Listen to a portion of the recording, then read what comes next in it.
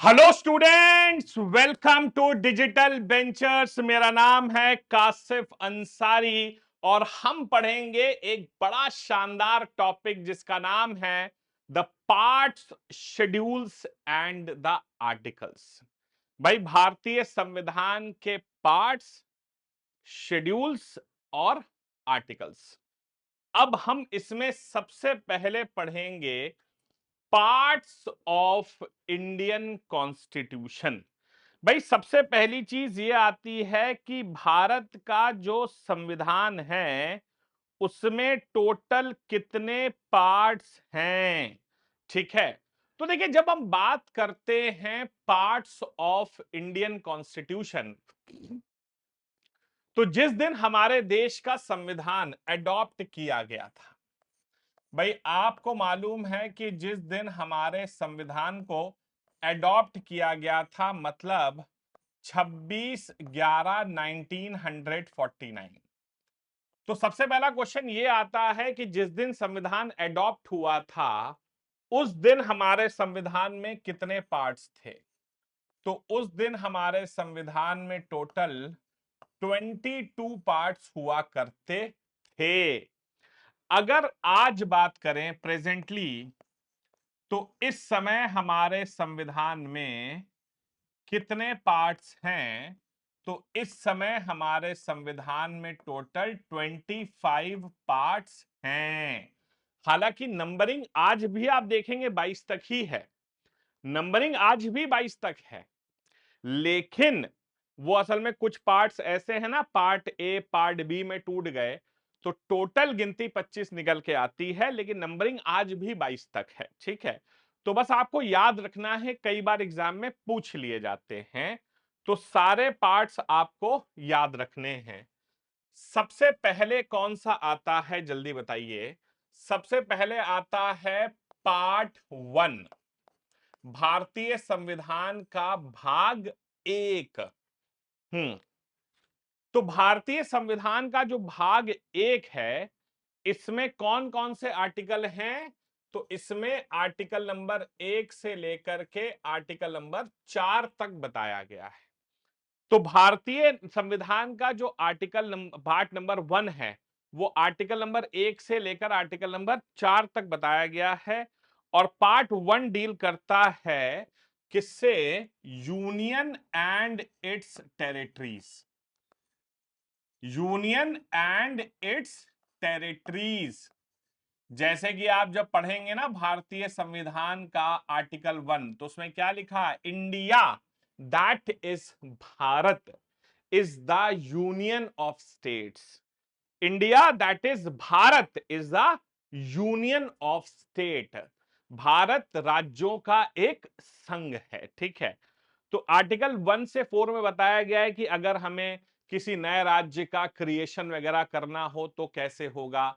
ठीक है, आर्टिकल 2 में बताया गया, आर्टिकल 3 में बताया गया कि ऑल्टरेशन ऑफ बाउंड्रीज वगैरह कैसे की जाएंगी। ये सब पार्ट 1 में बताया गया है। नेक्स्ट, अगर पार्ट 2 की बात करें, भारतीय संविधान का भाग 2, देखिए पार्ट की खासियत यह होती है कि पार्ट हमेशा हमें जो है वो रोमन में लिखना होता है। ठीक है, पार्ट 2 ऑफ द कॉन्स्टिट्यूशन जो है वो आर्टिकल नंबर 5 से आर्टिकल नंबर 11 के बीच में है। और पार्ट 2 डील करता है हमारे देश में नागरिकता से, सिटीजनशिप से। तो जो नागरिकता की जितनी भी चीजें हैं वो भारतीय संविधान के भाग 2 में बढ़ाई गई हैं।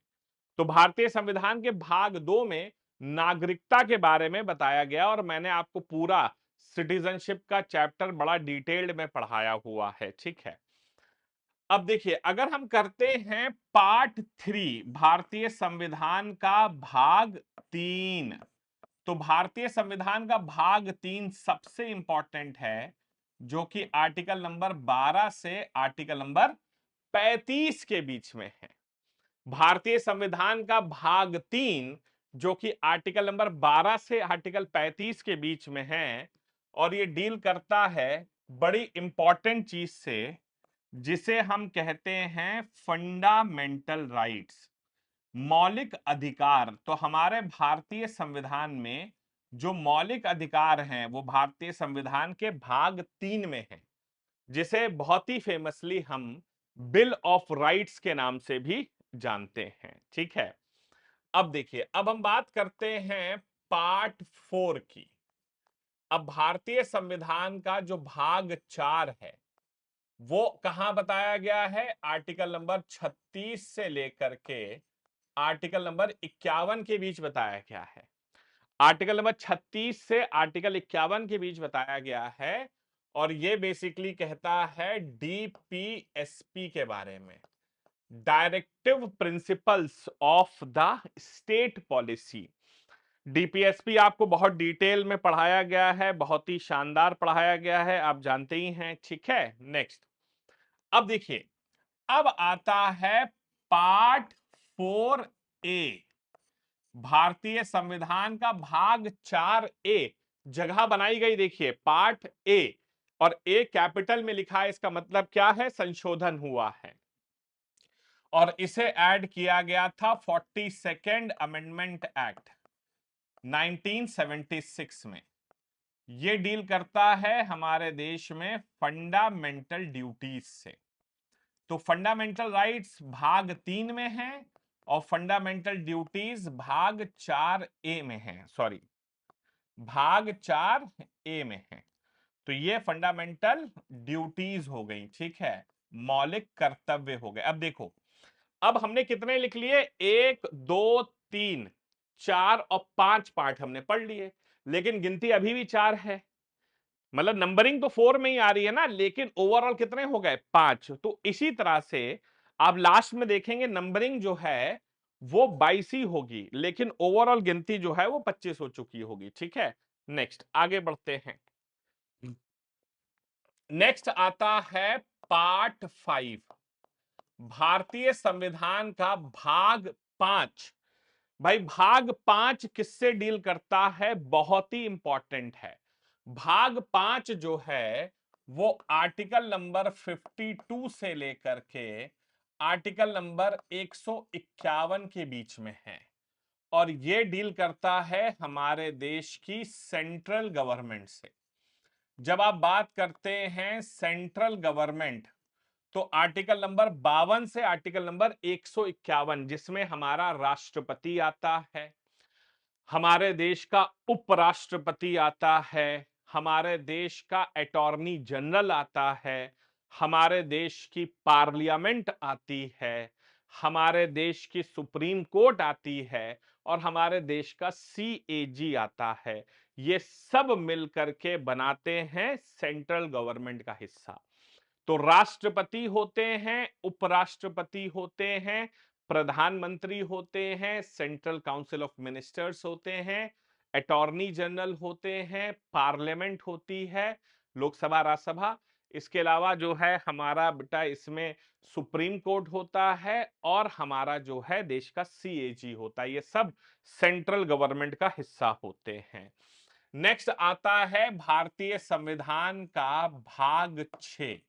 भाग 6 की बात करें तो आर्टिकल नंबर 152 से शुरू होता है और 237 तक जाता है। आर्टिकल नंबर 152 से शुरू होकर 237 तक जाता है, और ये बात करता है हमारे देश में स्टेट गवर्नमेंट्स की। तो स्टेट गवर्नमेंट्स की बात ये करता है। स्टेट गवर्नमेंट की बात करें तो इसमें कौन कौन आएगा? तो इसमें गवर्नर आ जाएंगे, हमारे चीफ मिनिस्टर आ जाएंगे, स्टेट काउंसिल ऑफ मिनिस्टर आ जाएंगे, एडवोकेट जनरल आ जाएंगे, उसके बाद स्टेट लेजिस्लेचर्स आ जाएंगी, हाई कोर्ट्स आ जाएंगे, लोअर कोर्ट्स आ जाएंगे। ये सब मिलकर के स्टेट गवर्नमेंट का हिस्सा बनाते हैं। ठीक है, हाँ जी। नेक्स्ट आता है पार्ट 7। अब देखिए, जब हम कहते हैं पार्ट 7 की बात, तो आप कहेंगे इट वॉज डिलीटेड। अब देखिए, एक गायब भी हो गया, क्या बात है, एक को हटाया भी गया पार्ट 7, और इसे डिलीट किया गया था 7th अमेंडमेंट एक्ट 1956 के तहत। सातवें संवैधानिक संशोधन 1956 के तहत इसे डिलीट कर दिया गया था। पार्ट 7 को डिलीट कर दिया गया था यहां से। अब आप पूछेंगे पार्ट 7 क्या था? तो पार्ट 7 जो है वो प्रिंसली स्टेट्स के बारे में बात करता था, राजघरानों के बारे में बात करता था। ये अब नहीं है, इसे हटा दिया गया है। बहुत स्पष्ट शब्दों में सुन लीजिए। नेक्स्ट आता है पार्ट 8। अब आता है पार्ट 8। पार्ट 8 में क्या बताया गया है, पहले तो आप जानेंगे कौन से आर्टिकल में है। तो पार्ट 8 जो है वो 239 से 242 के बीच, 239 से 242 के बीच में है। और पार्ट 8 में हमारे देश की यूनियन टेरिटरीज के बारे में बताया गया है। यूनियन टेरिटरीज, जिन्हें आप केंद्र शासित प्रदेश के नाम से जानते हैं। हमारे देश में आपको मालूम है 8 यूनियन टेरिटरीज हैं जो कि भारतीय संविधान में बताई गई हैं, जिसमें Delhi, Pondicherry, Jammu Kashmir, Ladakh, Chandigarh, union territory of Dadra Nagar Haveli, ये सब देखा है ना। तो ये टोटल 8 हमारे देश में यूनियन टेरिटरीज हैं जो कि पार्ट 8 में बताई गई हैं। नेक्स्ट आता है भारतीय संविधान का भाग 9। भारतीय संविधान का भाग 9, और ये आता है आर्टिकल नंबर 243 से 243 ओ, 243 से 243 ओ, ठीक है। हाँ जी। और पार्ट 9 हमारे देश में डील करता है म्युनिसिपैलिटी, अरे सॉरी, पार्ट 9 डील करता है हमारे देश में पंचायती राज सिस्टम से, पंचायत, ठीक है। तो ये पंचायत से डील करता है, पंचायती राज सिस्टम से डील करता है, ठीक है। हाँ जी। अब देखिए फिर एक और ऐड हुआ पार्ट 9A। अब 9A देखिए आ गया। तो ये जो है वो आर्टिकल नंबर 243 से 243 ZG के बीच में है। 243 से 243 ZG के बीच में है। और इसे जाहिर सी बात है पार्ट ए है तो 74th अमेंडमेंट एक्ट 1993 में जोड़ा गया। और ये जो है हमारे देश में अर्बन लोकल बॉडीज, बोले तो म्यूनिसिपैलिटीज के बारे में जिक्र करता है। तो म्यूनिसिपैलिटीज का जिक्र यहां पर किया गया है पार्ट 9A में, ठीक है। हाँ जी। उसके बाद देखिए बड़ा इंपॉर्टेंट है, पार्ट 9A के बाद एक और आता है पार्ट 9B। देखिए दो दो ऐड हुए हैं यहां पर, पार्ट 9B। तो जाहिर सी बात है इसको भी ऐड किया गया है कहीं ना कहीं। और ये जो है 243 ZH से, आर्टिकल 243 ZH से 243 ZT के बीच में है। और ये बात करता है हमारे देश में कोऑपरेटिव सोसाइटीज के बारे में। कोऑपरेटिव सोसाइटीज होती है ना हमारे देश में, सहकारी संस्थान होते हैं। तो कोऑपरेटिव सोसाइटीज के बारे में जिक्र करता है, ठीक है। हाँ जी। नेक्स्ट आता है भारतीय संविधान का पार्ट 10। पार्ट 10 जो है 244 से, आर्टिकल नंबर 244 से 244 ए के बीच में जिक्र करता है, ठीक है। 244 से 244 ए के बीच जिक्र करता है। और ये जो आता है scheduled scheduled scheduled and scheduled tribe areas के बारे में बात करता है। शेड्यूल्ड एंड ट्राइबल एरियाज के बारे में बात करता है। तो शेड्यूल्ड एंड ट्राइबल एरियाज के बारे में जिक्र करता है। शेड्यूल्ड और ट्राइबल एरिया, अच्छा यहां पे मैं बताना भूल गया, 9B था। तो ये कब जोड़ा गया था? 97th अमेंडमेंट एक्ट 2011 में जोड़ा गया था। 97 संवैधानिक संशोधन 2011 में जोड़ा गया था, ठीक है। हाँ जी। नेक्स्ट आता है पार्ट 11। भारतीय संविधान का भाग 11। तो भारतीय संविधान का भाग 11 की जब हम बात करते हैं तो ये बात करता है आर्टिकल नंबर 245 से आर्टिकल नंबर 263 के बीच में, और ये हमारे देश में बात करता है आपके सेंटर स्टेट रिलेशंस के बारे में। केंद्र और राज्य के जो संबंध होंगे, सेंटर स्टेट रिलेशंस के बारे में बात करता है 245 से लेकर के 263। बहुत बढ़िया, नेक्स्ट लिखिए। नेक्स्ट आता है भारतीय संविधान का भाग 12। देखिए, अगर भाग 12 की बात करते हैं हम तो ये आता है बात आपका, ठीक है, भाग भाग 12 की बात करें 264 से 300 ए के बीच इसका जिक्र है। आपको मालूम है 300 ए में राइट टू प्रॉपर्टी को जो है वो एक लीगल राइट बनाया गया था। तो ये जो है बात करता है फाइनेंस, प्रॉपर्टी एंड कॉन्ट्रैक्ट्स के बारे में। फाइनेंस, प्रॉपर्टी और कॉन्ट्रैक्ट्स के बारे में बात करता है पार्ट 12। पार्ट 12 के बाद लिखिए पार्ट 13। पार्ट 13 के बारे में बात करें तो ये आता है आर्टिकल नंबर 301 से लेकर के 307 के बीच में, और ये बात हमारे देश में किससे करता है, ये बात करता है ट्रेड एंड कॉमर्स के बारे में। तो भारत में जो ट्रेड एंड कॉमर्स होगा वो कैसे किया जाएगा उसका जिक्र भारतीय संविधान के भाग 13 में किया गया है। ठीक है, नेक्स्ट पार्ट 14। पार्ट 14 के बारे में अगर बात करें तो ये भारतीय संविधान के आर्टिकल नंबर 308 से 323 के बीच बताया गया है। भारतीय संविधान के भाग 14 जो है 308 से 323 के बीच बताया गया है, और ये जिक्र किसका करता है, पब्लिक सर्विस कमीशन। ये पब्लिक सर्विस कमीशन के बारे में जिक्र करता है। आपको मालूम है कि हमारे देश में दो तरह के पब्लिक सर्विस कमीशन होते हैं, एक होता है यूनियन पब्लिक सर्विस कमीशन और एक होता है स्टेट पब्लिक सर्विस कमीशन। ठीक है, हाँ जी, पार्ट 14 तक हम पहुंच गए, बहुत बढ़िया।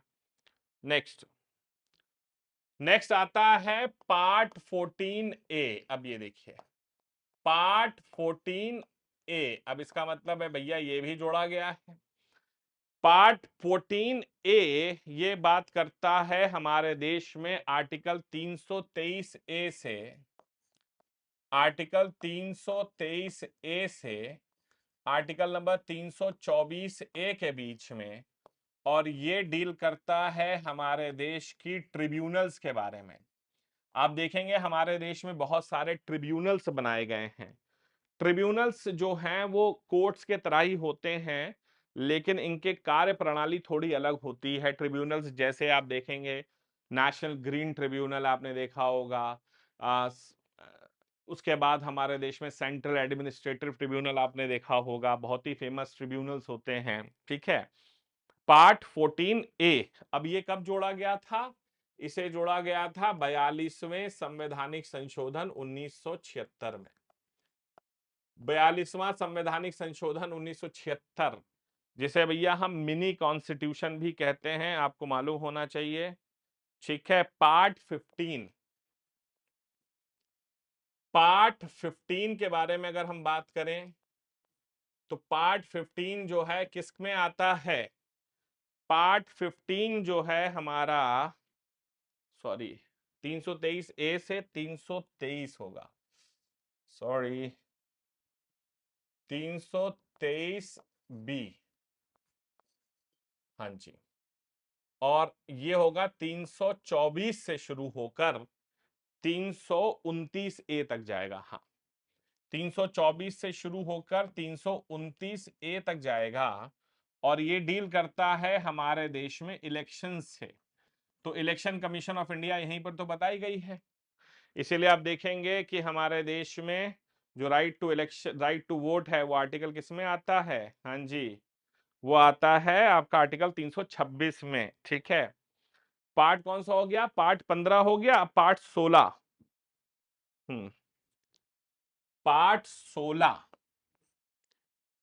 पार्ट 16 की बात जब हम करते हैं तो ये डील करता है आर्टिकल नंबर 330 से 342 के बीच में। इसमें बताया गया है एससी, एसटी और ओबीसी के बारे में। भाई हमारे देश में एससी कौन है, एसटी कौन है, ओबीसी कौन है, इसको बकायदा डिफाइन किया गया है। तो एससी, एसटी, ओबीसी ये सब आर्टिकल नंबर 330 से 342 में हैं। हाँ जी। पार्ट 17,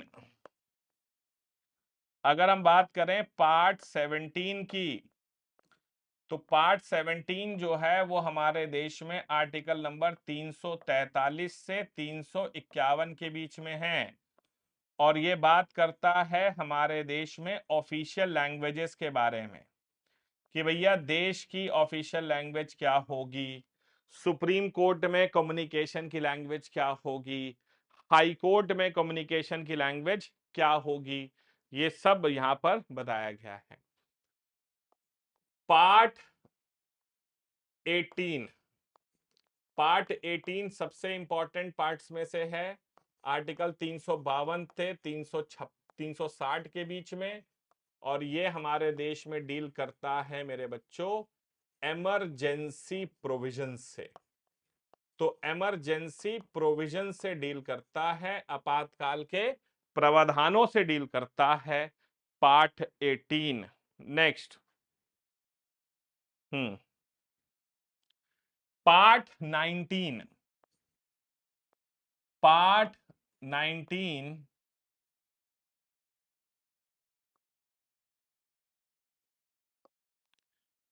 पार्ट 19 की अगर हम बात करते हैं तो पार्ट 19 हमारे देश में कहां से कहां तक है? तो 361 से 367 के बीच में, 361 से 367 के बीच में है। और ये डील करता है हमारे देश में मिसलेनियस चीजों से। बहुत सारी जो मिसलेनियस चीजें हैं इसके अंदर हैं, खास तौर से आर्टिकल नंबर 361 जो कि बताता है कि राष्ट्रपति और गवर्नर्स को अरेस्ट नहीं किया जा सकता। पार्ट 20 की अगर बात करें, पार्ट 20 की अगर बात करें तो ये आर्टिकल नंबर 368 में है।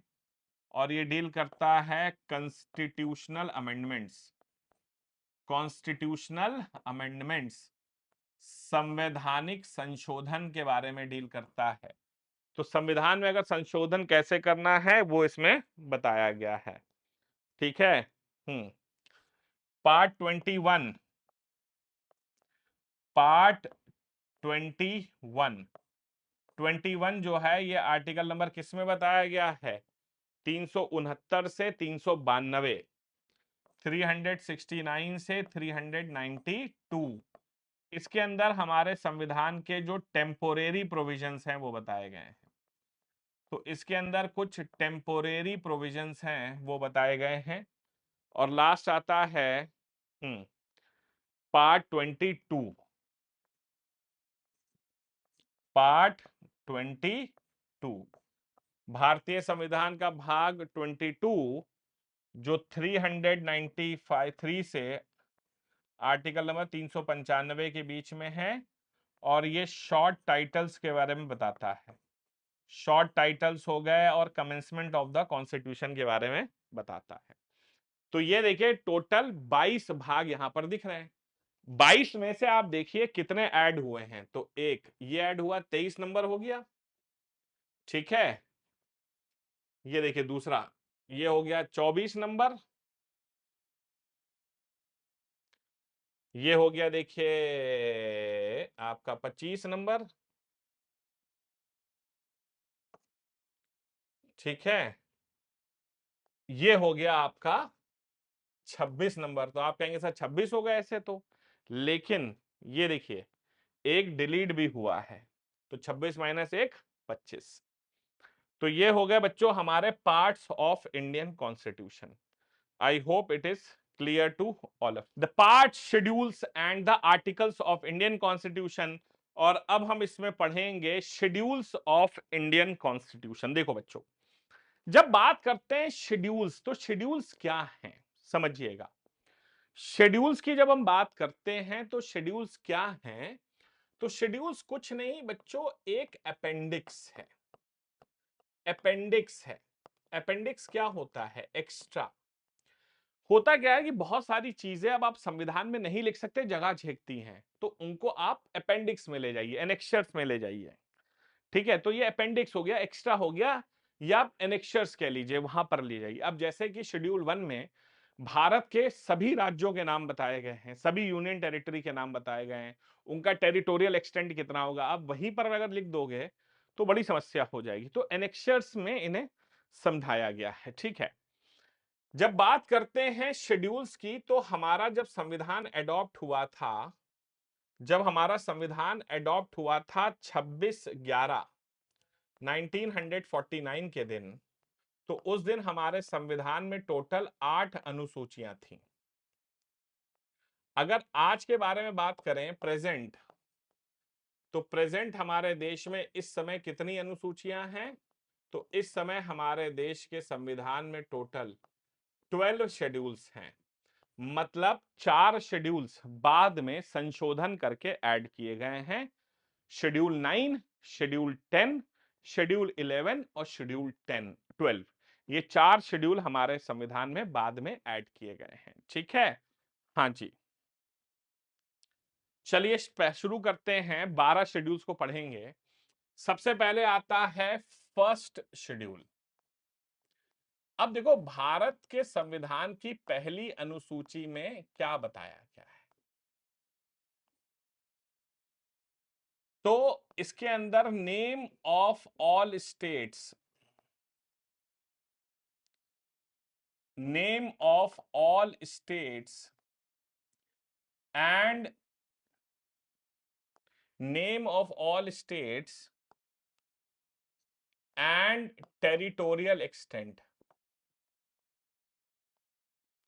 भाई भारत के सभी राज्यों के नाम और उनकी टेरिटरीज कहां कहां तक एक्सटेंडेड हैं, वो सब बताया गया है शेड्यूल 1 में।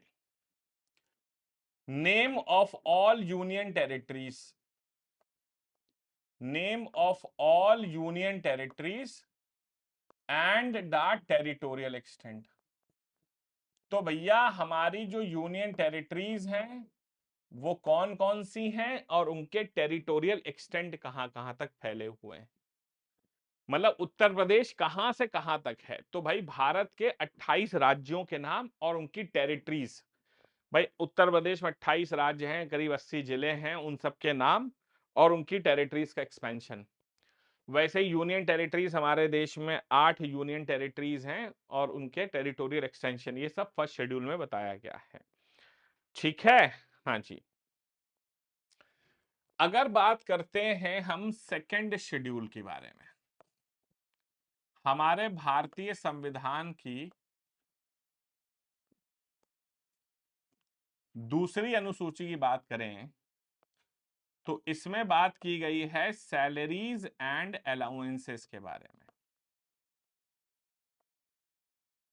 तो हमारे देश में कुछ लोग हैं जिनकी सैलरीज और अलाउंसेस कितने होंगे, वो भैया सेकंड शेड्यूल में बताया गया है। जैसे कि हमारे देश के राष्ट्रपति जो हैं, गवर्नर्स ऑफ द स्टेट हो गए, तो हमारे देश के राष्ट्रपति हो गए, गवर्नर ऑफ द स्टेट हो गए। ठीक है, उसके अलावा speaker and deputy speaker of Lok Sabha and Vidhan Sabha. Lok Sabha और विधानसभा के स्पीकर और डेप्टी स्पीकर को कितनी सैलरी मिलेगी। उसके अलावा chairman, and deputy chairman of Rajya Sabha and Vidhan Parishad. तो राज्यसभा और विधान परिषद के जो चेयरमैन और डिप्टी चेयरमैन हैं उनको कितनी सैलरी मिलेगी? ठीक है। उसके अलावा जजेस of supreme court and high court, जजेस of supreme court and high court, supreme court और हाई कोर्ट के जजेस को कितनी मिलेगी, और हमारे देश के CAG को कितनी मिलेगी? तो 1 2 3 4 5 6 ये लोगों को बताया गया इनकी सैलरीज और अलाउंसेस कितनी होंगी। ठीक है। तो ये वो लोग हैं जिनको हमारे संविधान में फाइनेंशियल गारंटी दी गई है कि भैया कुछ भी हो जाए, ये वो लोग हैं जिनकी सैलरी को कोई नहीं रोक सकता। ठीक है। हाँ जी, अब बात आती है थर्ड शेड्यूल।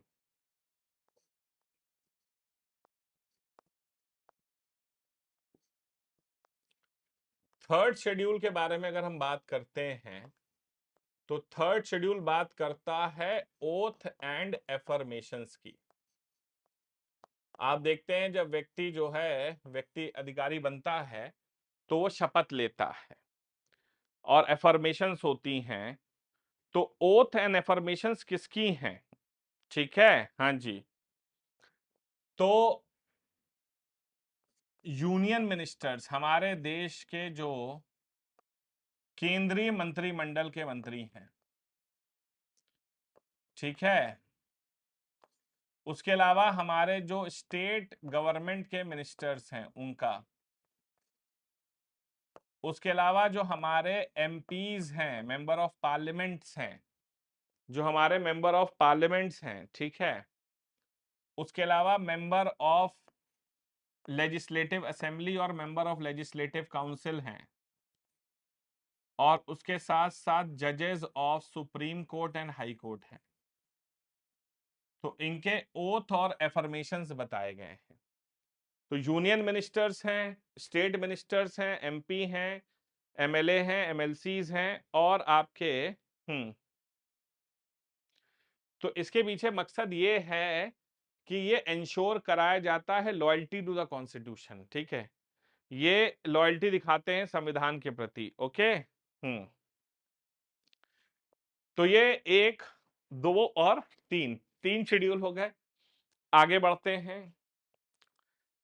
नेक्स्ट आती है बात आपके फोर्थ शेड्यूल की। फोर्थ शेड्यूल बड़ा इंटरेस्टिंग है। फोर्थ शेड्यूल कहता है allocation of seats, allocation of seats in Rajya Sabha, allocation of seats in Rajya Sabha, Rajya Sabha में सीटों का विभाजन, कि भैया राज्यसभा में सीटों का विभाजन for states and union territories. और फोर्थ शेड्यूल में ही कहा गया है कि राज्यसभा में जो सीटों का विभाजन होगा वो राज्य की आबादी के अनुसार होगा, पॉपुलेशन के आधार पर होगा। और इसी वजह से आप देखेंगे कि सबसे ज्यादा सीटें उत्तर प्रदेश के पास हैं, क्योंकि उत्तर प्रदेश की आबादी सबसे ज्यादा है। टोटल 31 सीटें हैं। ठीक है। हाँ जी।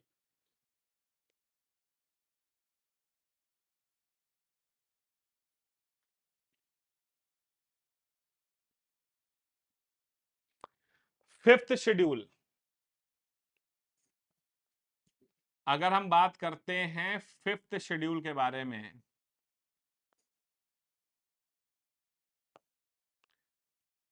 तो ये बताया गया है एडमिनिस्ट्रेशन, एडमिनिस्ट्रेशन,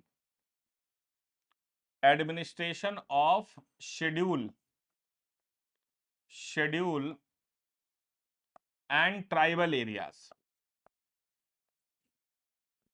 तो scheduled and the tribal areas, तो हमारे देश में जो शेड्यूल्ड एरियाज हैं और ट्राइबल एरियाज हैं उनका एडमिनिस्ट्रेशन एंड कंट्रोल कैसे किया जाएगा। ठीक है। तो ये इसके अंदर टोटल 10 राज्य बताए गए हैं। ठीक है। तो 10 स्पेसिफिक राज्य बताए गए हैं जहां का एडमिनिस्ट्रेशन और कंट्रोल ट्राइबल एरियाज का बताया गया है। जैसे तेलंगाना है, आंध्र प्रदेश है, महाराष्ट्र है, गुजरात है, छत्तीसगढ़ है, झारखंड है, उड़ीसा, ऐसे राज्य उसके अंदर बताए गए हैं। और इसको कंट्रोल करने के लिए बताया गया है कि ट्राइबल एडवाइजरी काउंसिल बनानी चाहिए। क्या बनानी चाहिए? Tribal advisory councils. तो ट्राइबल एडवाइजरी काउंसिल्स के तहत जो एडमिनिस्ट्रेशन एंड कंट्रोल होगा वो इन क्षेत्रों का किया जाएगा। उसके बाद अगर हम बात करते हैं सिक्स्थ शेड्यूल की, ये हमारे देश में कुछ बहुत स्पेसिफिक क्षेत्र हैं। तो ये जो है लिख लीजिए, administration and control of the tribal areas. ये वो राज्य हैं जहां पर ट्राइबल लोग ज्यादा हैं। Tribal areas of AMPM, Assam, Meghalaya, Tripura और मिजोरम। इसके अंदर सिर्फ 4 राज्य बताए गए हैं। आसाम, मेघालय, त्रिपुरा और मिजोरम का जो administration of the tribal areas होगा, आसाम, मेघालय, त्रिपुरा और मिजोरम। और इसके लिए इन्होंने कहा है कि भैया आपको ऑटोनॉमस ऑटोनॉमस डिस्ट्रिक्ट काउंसिल बनानी पड़ेंगी। तो ऑटोनॉमस डिस्ट्रिक्ट काउंसिल्स बनानी पड़ेंगी। अभी आपने देखा होगा कुछ समय पहले हमारे देश में मणिपुर में बहुत हिंसा हुई थी। तो हिंसा के पीछे रीजन यही था कि मणिपुर वालों का भी मांग है कि हमें भी आप 6th शेड्यूल में डाल दीजिए, क्योंकि एक बार आप 6th शेड्यूल में आ गए तो आपके जो कंट्रोल होते हैं, जो डिस्ट्रिक्ट काउंसिल्स हैं, उनके कंट्रोल समझ लिए सरकारों से ज्यादा हो जाते हैं। ठीक है। तो ट्राइबल कम्युनिटीज को जो है अपने कल्चर को बचाने के लिए भैया बहुत सारे अधिकार दिए गए हैं यहाँ पर ऑटोनॉमस डिस्ट्रिक्ट काउंसिल्स में। ठीक है, हाँ जी।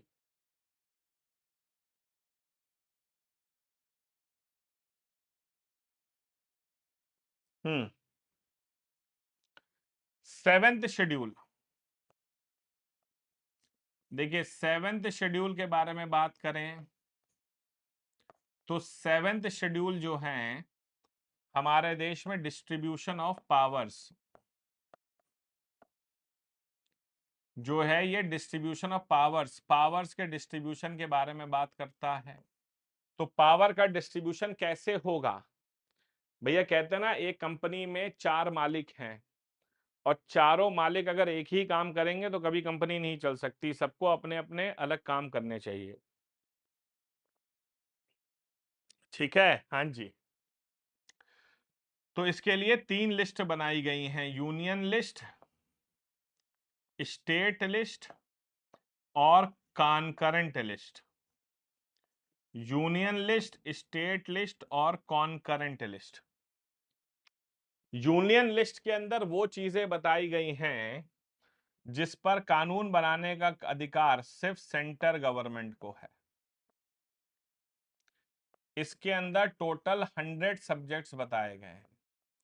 ये 100 ऐसे सब्जेक्ट्स हैं जिस पर कानून सिर्फ केंद्र ही बना सकता है, जैसे डिफेंस, फॉरेन अफेयर्स, इन सब चीजों पर। स्टेट में, स्टेट लिस्ट में कानून बनाने का अधिकार स्टेट गवर्नमेंट को है। इसके अंदर टोटल 61 सब्जेक्ट्स बताए गए हैं, 61 सब्जेक्ट्स बताए गए हैं। ठीक है, जैसे पुलिस, पब्लिक हेल्थ हो गया, एग्रीकल्चर हो गया।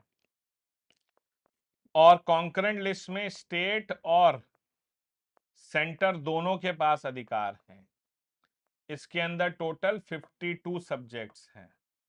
इसके अंदर टोटल 52 सब्जेक्ट्स हैं जिस पर केंद्र और राज्य दोनों कानून बनाएंगे, जैसे एजुकेशन, फॉरेस्ट, मैरिज, ये सब। ठीक है, हाँ जी। आगे बढ़ते हैं।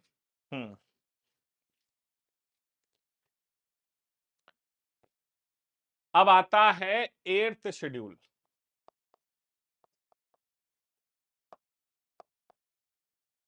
8th शेड्यूल के बारे में बात करें तो इसके अंदर हमारे संविधान में टोटल 22 रीजनल लैंग्वेजेस के बारे में बताया गया है। 22 रीजनल लैंग्वेजेस के बारे में बताया गया है कि हमारे भारत में कुल 22 क्षेत्रीय भाषाएं होंगी। 22 क्षेत्रीय भाषाएं हमारे संविधान में बताई गई हैं। ठीक है, 22। तो जब हमारा संविधान लिखा गया था तो उस समय हमारे संविधान में टोटल 14 लैंग्वेजेस ही हुआ करती थी। टोटल 14 भाषा ही हुआ करती थी, बाद में ऐड की गई। तो 15th रीजनल लैंग्वेज कौन सी ऐड की गई?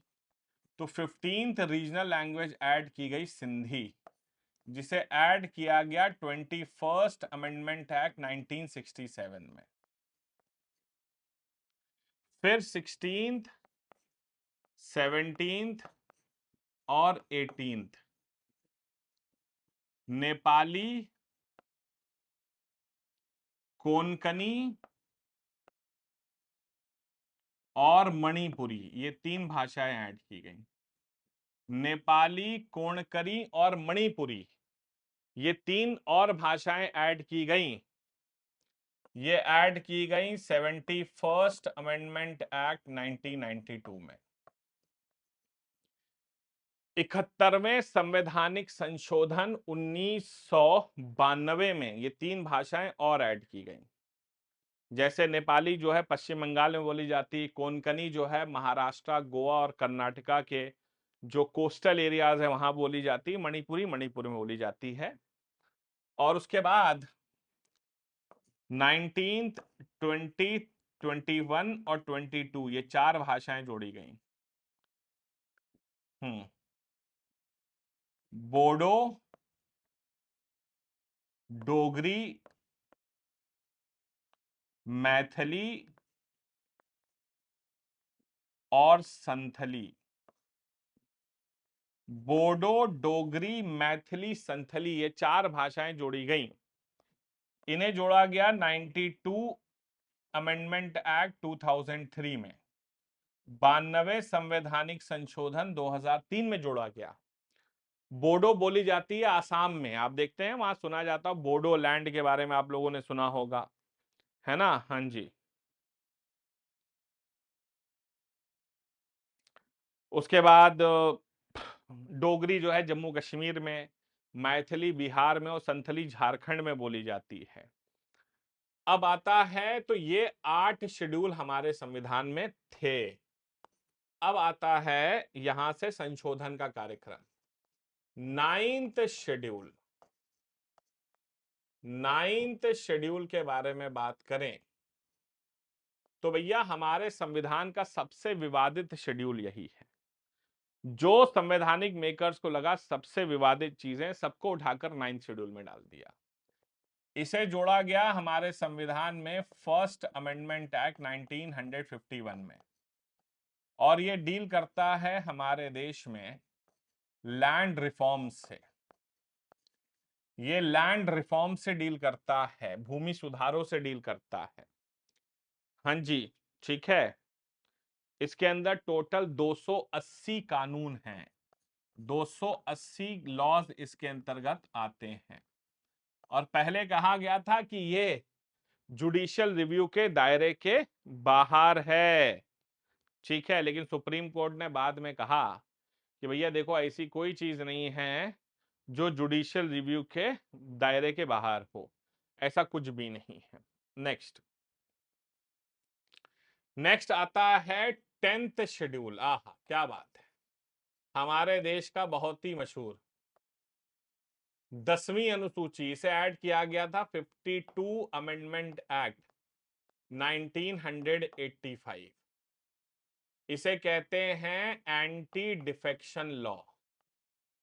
एंटी डिफेक्शन लॉ, दल बदलू कानून। एक समय ऐसा आया था हमारे देश में सरकार रुक ही नहीं पाती थी। लोग आज इस पार्टी में हैं, कल किसी दूसरी पार्टी में, परसों चौथी पार्टी में, फिर छठी पार्टी में।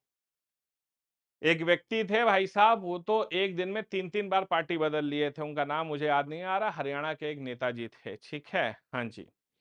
तो भैया ऐसे तो हमारे देश में कभी सरकार चल ही नहीं सकती ना भैया, है ना? हाँ जी। तो ऐसे तो सरकार कभी चल ही नहीं पाएगी। तो राजीव गांधी जी की जब सरकार थी तब ये लाया गया था एंटी डिफेक्शन लॉ, दल बदलू कानून। मतलब अगर चुनाव होने के बाद आपने पार्टी चेंज करी, इधर उधर गए, तो भैया फिर आपको एंटी डिफेक्शन लॉ के तहत बाहर किया जाएगा। ठीक है, हाँ जी। अब किस कंडीशन पे डिस्क्वालीफाई हो सकते हैं? अब कोई एमपी और एमएलए है, मान लेते हैं कोई एमपी और एमएलए है, और ये क्या करता है, gives up the membership of the party, gives up membership of the party. अगर कोई एमपी एमएलए चुनाव खत्म होने के बाद पार्टी की सदस्यता छोड़ देता है, अब जैसे राहुल गांधी हैं, अब वो चाहें तो बीजेपी में चले जाएं, ऐसा थोड़ी ना होगा। राहुल गांधी जी को पहले अगर अपनी, भैया अब या तो चुनाव से पहले जाओ, अब आप जाएंगे तो आप डिस्क्वालीफाई हो जाएंगे। ठीक है, हाँ जी। तो आप मेंबरशिप ऑफ द पार्टी छोड़ते हैं तो आप बाहर हो जाएंगे। ठीक है, हाँ जी। उसके अलावा बहुत सारे आप देखते हैं हमारे इंडिपेंडेंट मेंबर्स होते हैं, बहुत सारे हमारे इंडिपेंडेंट मेंबर्स होते हैं, जिन्हें बेटा निर्दलीय कहा जाता है। अब चुनाव होने के बाद इनकी मांग सबसे ज्यादा होती है, सबसे ज्यादा माल यही मांगते हैं कि भैया हमें दो, पैसा दो। ठीक है, तो अगर इंडिपेंडेंट मेंबर्स चुनाव होने के बाद किसी पार्टी को ज्वाइन करते हैं तो उस कंडीशन में आप डिस्क्वालीफाई होंगे। आप बाहरी समर्थन दे सकते हैं लेकिन पार्टी के अंदर नहीं जा सकते। ठीक है, हाँ जी। अब नॉमिनेटेड मेंबर्स हैं, जैसे मान लीजिए सचिन तेंदुलकर हैं, नॉमिनेटेड मेंबर हैं। अब नॉमिनेटेड मेंबर बनने के बाद 6 महीने के अंतर्गत वो किसी पार्टी को अंदर ही बदल लें, 6 मंथ्स के अंतर्गत। ठीक है, हाँ जी। After 6 months of taking the seat, तो 6 महीने के अंतर्गत अगर वो कर लें तो भैया वो भी बाहर। उसके अलावा निग्लेक्ट्स द विप, अगर कोई एमपी एमएलए विप का उल्लंघन करता है। अब आप पूछेंगे विप क्या होता है? विप का मतलब होता है आदेश। मान लीजिए कि संसद में आज भाई साहब बहुत इंपॉर्टेंट वोटिंग है, और मान लीजिए किसान के कानून पर वोटिंग है और बीजेपी को चाहिए कि भैया ये कानून पास होना चाहिए, तो बीजेपी अपने सारे एमपीस को एक विप जारी करेगी, आदेश जारी करेगी कि भैया आपको कल संसद पहुंचना है, वोटिंग है, उसमें हिस्सा लेना है। अब आप एक मेंबर ऑफ पार्लियामेंट है, आपने पार्टी के आदेशों को नजरअंदाज कर दिया या आए और दूसरी तरफ वोट डाल दिया, पकड़े गए तो आप डिस्क्वालीफाई हो सकते हैं। तो एंटी डिफेक्शन लॉ में आप डिस्क्वालीफाई हो सकते हैं। 11th शेड्यूल, अगर 11th शेड्यूल की बात करें तो इसे ऐड किया गया था 73rd अमेंडमेंट एक्ट 1992,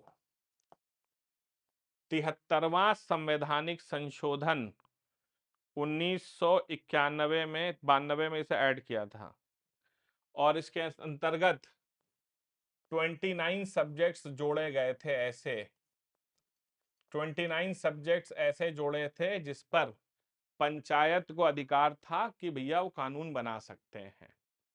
ठीक है, तो पंचायत को अधिकार था।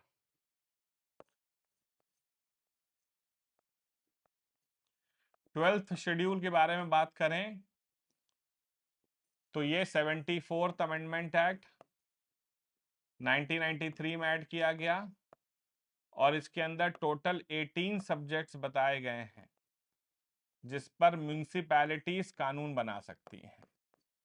तो इस पर बताया गया कि 29 सब्जेक्ट जिस पर पंचायत कानून बना सकते हैं, इसके अंदर 18 सब्जेक्ट जिस पर म्यूनिसिपैलिटीज कानून बना सकती है।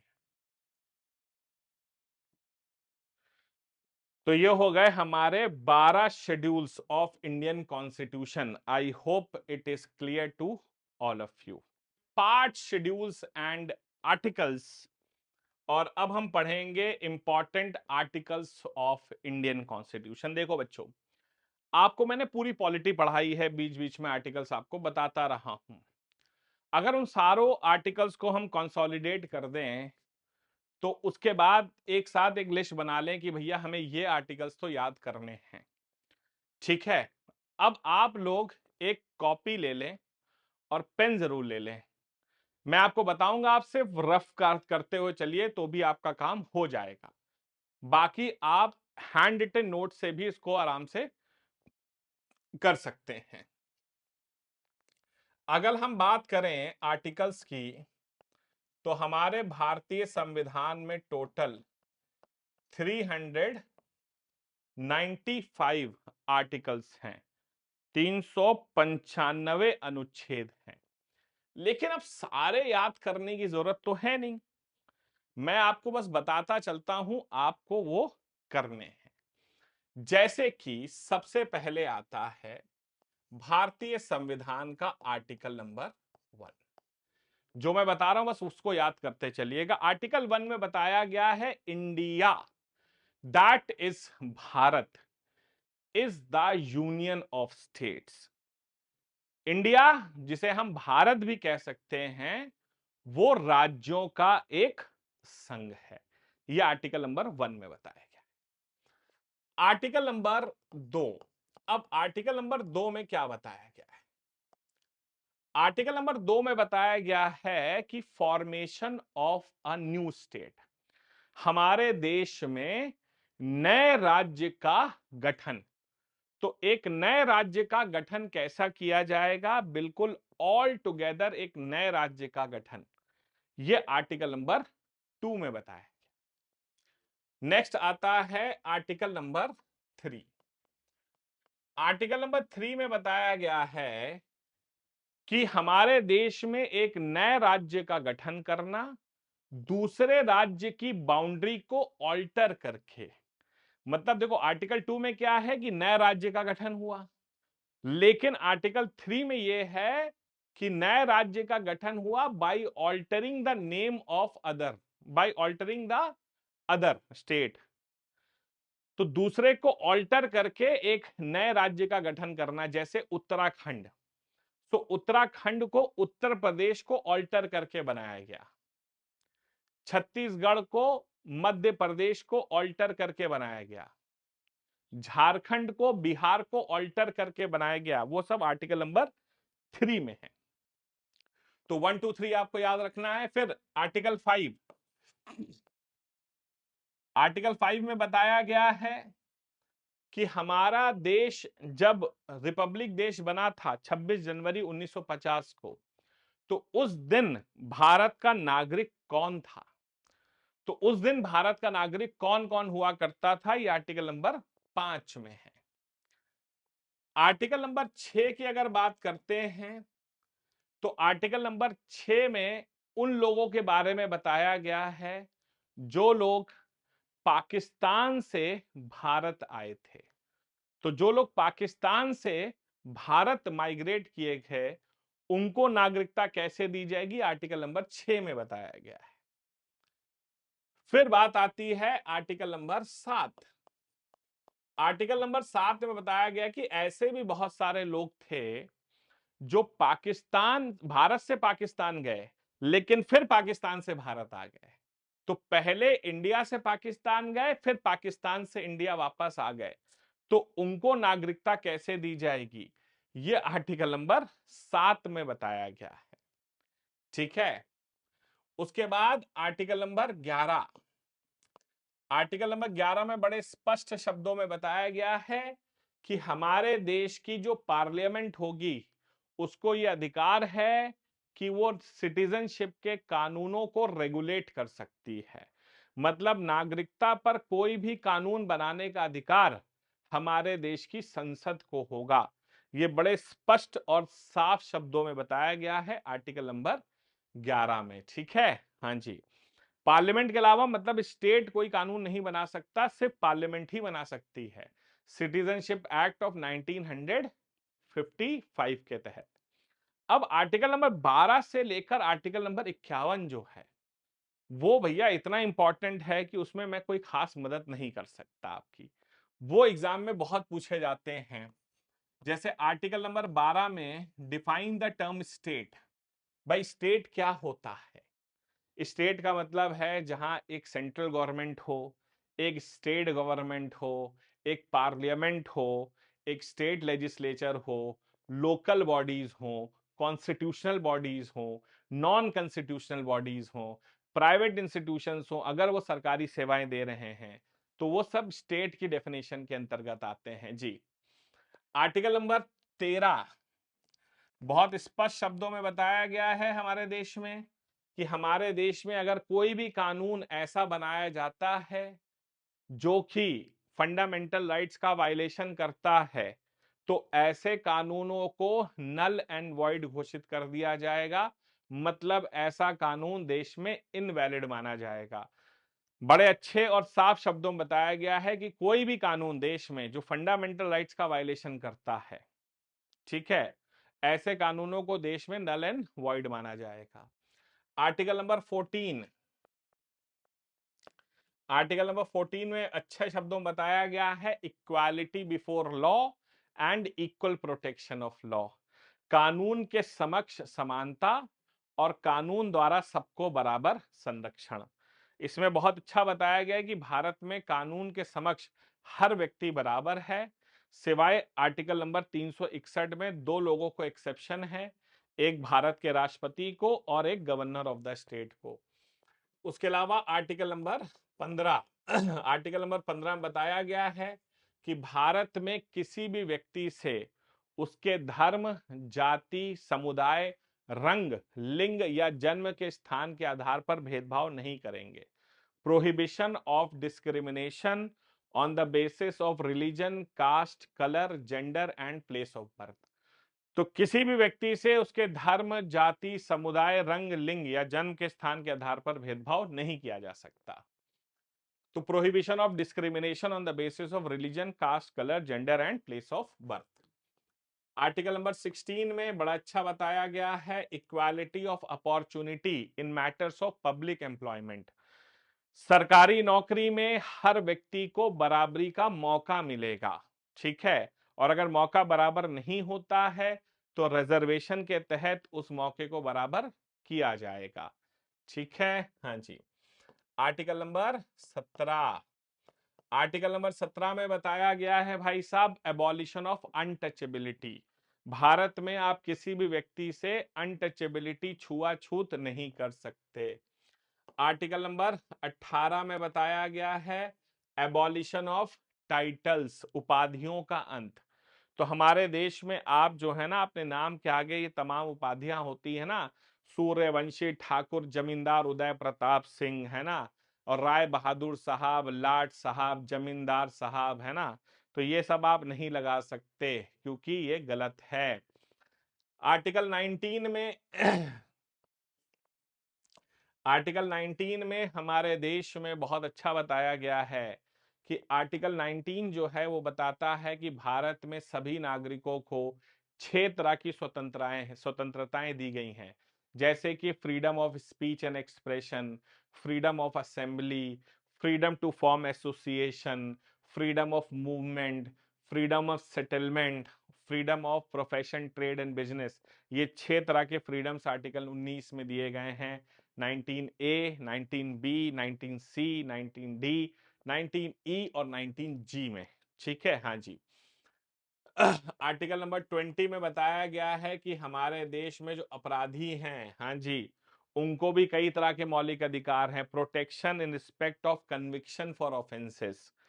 तो भैया ये बताया गया है कि आपराधिक मामलों में संरक्षण है, और आपराधिक मामलों में 3 तरह की संरक्षण बताई गई हैं, जिसमें पहली संरक्षण है right against ex post facto law. मतलब कोई भी इंसान, ठीक है, उसके अपराध करने के बाद अगर कानून में बदलाव होता है तो उसको उस नए कानून के तहत सजा नहीं दी जाएगी। राइट अगेंस्ट डबल जियोपार्डी, दोहरा दंड नहीं लिया जा सकता। और राइट अगेंस्ट सेल्फ इंक्रिमिनेशन, कोई भी इंसान अपने द्वारा किए हुए अपराध का खुद साक्षी नहीं बनेगा। आर्टिकल नंबर 21, आर्टिकल नंबर 21 में बताया गया है right to life, personal liberty and right to privacy. तो भारत में हर व्यक्ति को जीवित रहने का अधिकार है, उसके अलावा अपनी व्यक्तिगत उदारता है और साथ साथ हर व्यक्ति को निजता का अधिकार भी है। आर्टिकल 21 बड़े डिटेल में आपको फंडामेंटल राइट्स में मैंने इसे पढ़ाया है।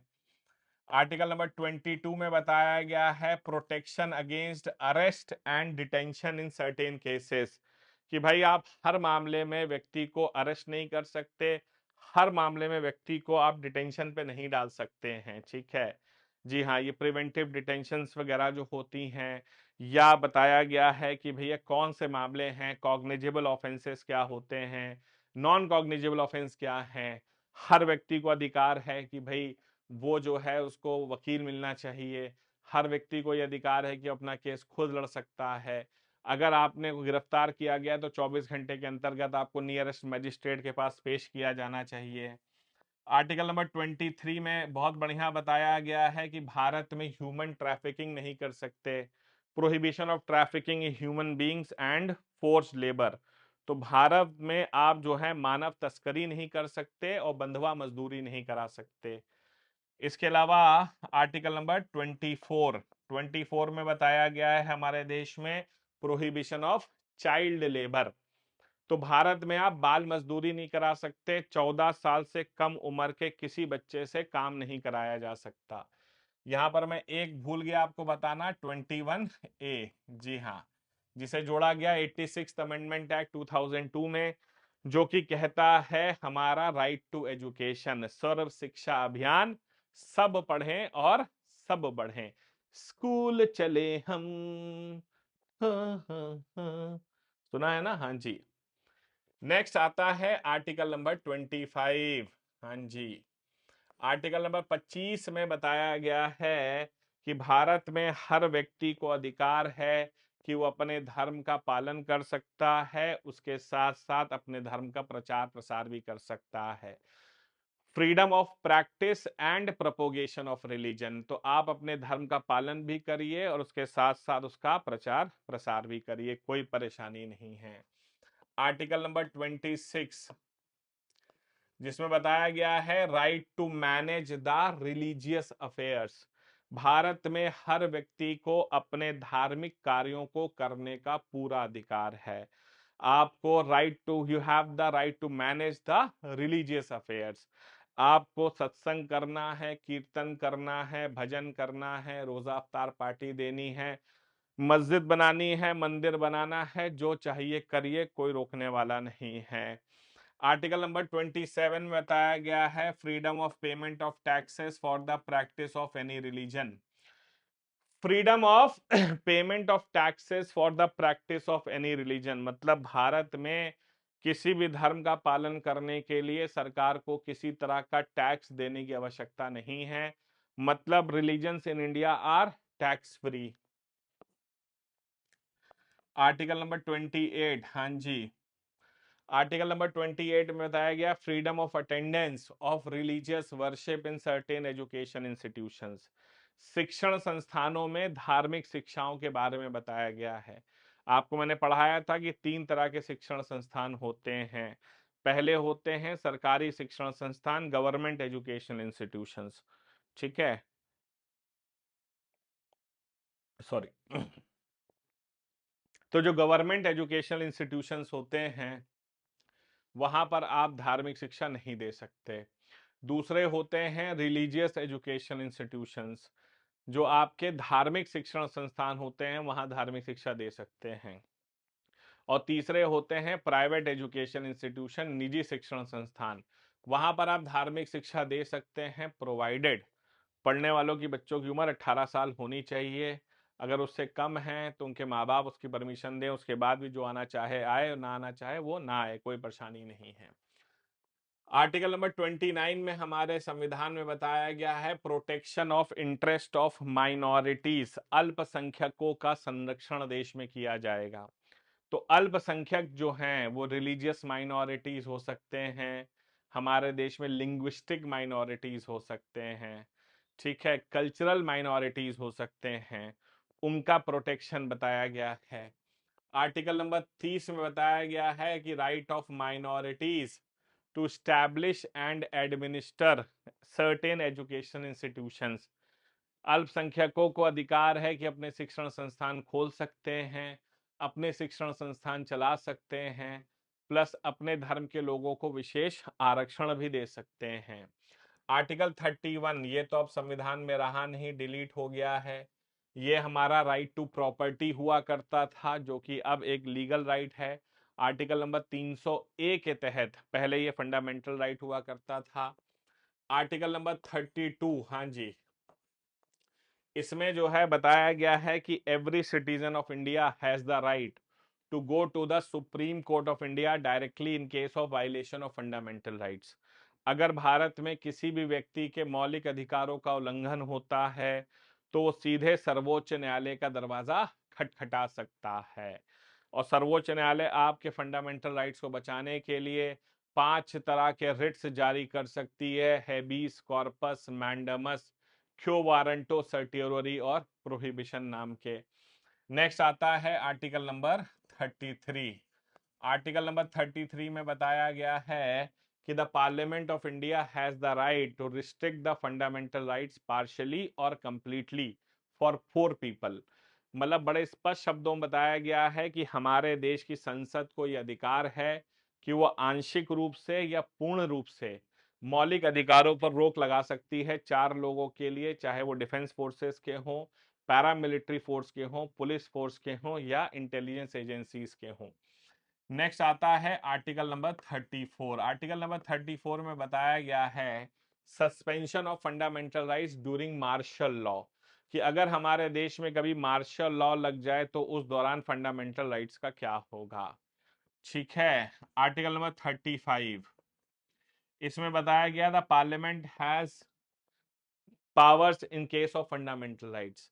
मौलिक अधिकार के मामलों में संसद के पास कुछ अधिकार हैं, जैसे कि कई मामलों में संसद पनिशमेंट प्रिस्क्राइब कर सकती है, जैसे आर्टिकल नंबर 16 और आर्टिकल नंबर 23 में। कई मामलों में संसद को नए कानून बनाने का अधिकार दिया, सॉरी, आर्टिकल नंबर 17 और आर्टिकल नंबर 23 में कई मामलों में संसद नए कानून बना सकती है, जैसे आर्टिकल नंबर 16 में, आर्टिकल नंबर 32 में, 33 में और 34 में। तो पार्लियामेंट को अधिकार है फंडामेंटल राइट्स के मामले में आर्टिकल नंबर 35 में। आर्टिकल नंबर 36 फिर वही कहता है डिफाइन द टर्म स्टेट। याद रखिएगा आर्टिकल नंबर 36 जो है ये हमारे संविधान में बड़ा इंटरेस्टिंग है। क्यों इंटरेस्टिंग है? क्योंकि आर्टिकल नंबर 12 और आर्टिकल नंबर 36 बिल्कुल सेम है। डिफाइंस द टर्म स्टेट, ये स्टेट को डिफाइन करता है। ठीक है, हाँ जी। आर्टिकल नंबर 37, आर्टिकल नंबर 37 बताता है कि भैया डीपीएसपी आर नॉट जुडिशियबल। जो राज्य के नीति निर्देशक तत्व होते हैं वो न्यायालय द्वारा इम्पोज नहीं किए जा सकते, नॉट जुडिशियबल इन नेचर होते हैं। ठीक है। Next article number 39। Article number 39 में बताया गया है कि भैया देश में प्रिंसिपल और पॉलिसी ऐसी बनानी चाहिए ताकि जो है इंश्योर इकोनॉमिक जस्टिस, देश में इकोनॉमिक जस्टिस होना चाहिए। ठीक है, 39 में बताया गया है।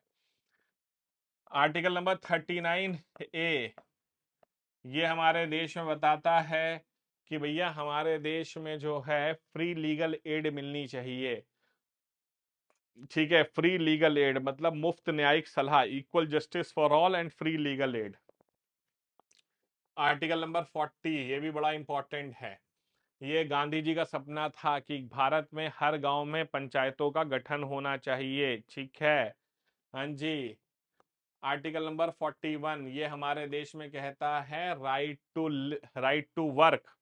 ठीक है, हाँ जी, भारत में हर इंसान को राइट टू वर्क होना चाहिए।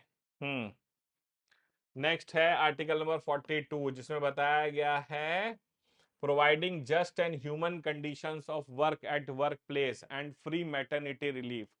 आप जहां काम करने जाते हैं वहां मानवता भरे हालात होने चाहिए और मुफ्त न्यायिक सलाह मिलनी चाहिए। बिल्कुल।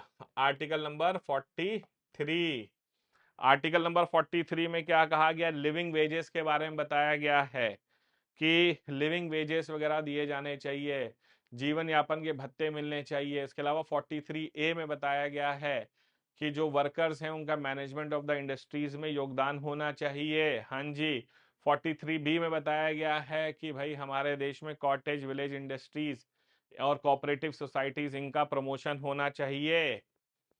44 आर्टिकल 44 यूनिफॉर्म सिविल कोड के बारे में बात करता है, यूसीसी के बारे में बात करता है।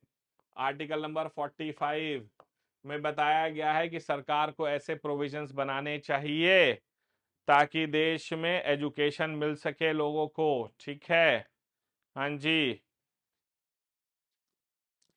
आर्टिकल नंबर 46 में बताया गया है कि शेड्यूल कास्ट, शेड्यूल ट्राइब और ओबीसी जो हैं उनके लिए प्रोविजन होने चाहिए एजुकेशन इकोनॉमिक इंटरेस्ट में।